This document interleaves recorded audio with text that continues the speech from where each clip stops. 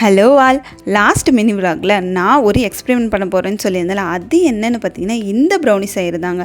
இது வரைக்கும் நான் பார்த்தீங்கன்னா ப்ரௌனியே சாப்பிட்டது இல்லைங்க. நானே ஒரு நாள் செஞ்சு கண்டிப்பாக சாப்பிட்டே ஆகணும்னு நினச்சிட்டே இருந்தேன். அது பார்த்திங்கன்னா நம்ம பர்த்டே அன்றைக்கி செஞ்சிடலாம் அப்படின்னு முடிவு எடுத்தாச்சு. ஏன்னா இதுக்கான பொருள்லாம் வாங்கி வச்சு ஒரு வாரம் ஆகுதுங்க. இதுக்கு மேலே நம்மளும் செய்யாமல் விட்டுட்டோம்னா இதுக்கு மேலே நம்ம கேட்டதை வாங்கி தர மாட்டாங்கன்ட்டு இங்கே பார்த்தீங்கன்னா நம்ம மணி பிளான்ட்டில் வச்சு வீடியோவில் கேப்சர் பண்ணி அழகாக சாங்லாம் ப்ளே பண்ணலான்னு பார்த்தீங்க. ஆனால் நான் செய்கிறத பார்த்துட்டு இப்போதைக்கு இதெல்லாம் ஆகாதுன்ட்டு அதை ஒரு ஓரமாக ஒதுக்கி வச்சாச்சு. இதுக்காக நோட்ஸ்லாம் எடுத்து வச்சுருந்தேன். இங்கே பார்த்தீங்கன்னா பட்டரி சாக்லேட் சிப்ஸ்லாம் போட்டு உருக்கிட்டேங்க.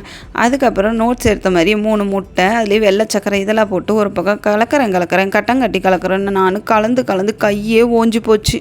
ஆரம்பம்லாம் கொஞ்சம் சும்மா அட்டகாசமாக போச்சுங்க. ஆனால் ஃபினிஷிங்கில் ஒன்று நடந்துச்சு பாருங்கள். மாவை கொஞ்சம் எக்ஸ்ட்ராவே கொட்டிட்டேங்க. என்ன பண்ணுறதுன்னு வேறு தெரியல. ஐயோ கேக்கு பதத்துக்கு வந்துருச்சு அப்படின்னு நினச்சிட்டு, எனக்கு பார்த்திங்கன்னா ஆல்ரெடி சத்து மாவில் கேக் செஞ்ச எக்ஸ்பீரியன்ஸ்லாம் இருக்குதுன்னு வச்சுக்கோங்களேன். அதனால பால் இருந்துச்சுங்க. அதெல்லாம் தூக்கி இந்த கேக்காகவே செஞ்சலாம் முடிவு பண்ணிட்டேன். சும்மா கலக்குன்னு கலக்கி விஸ்கே உடஞ்சி போச்சுங்க. அதனால நம்ம எப்பயுமே கரண்டியே தூக்குவோம் அப்படின்னு அதை கேக்கு பதத்துக்கு கொண்டு வரதுக்குள்ளே போதும்னு ஆயிடுச்சு. கேக்கோட அவுட்புட் எப்படி வந்துச்சுங்கிறத நான் அடுத்த மினி விலாகில் ஷேர் பண்ணுறேன். அதை நீங்கள் பார்க்கணுன்னு ஆசைப்பட்டீங்கன்னா கண்டிப்பாக என்னோடய சேனலை சப்ஸ்கிரைப் பண்ணிவிடுங்க.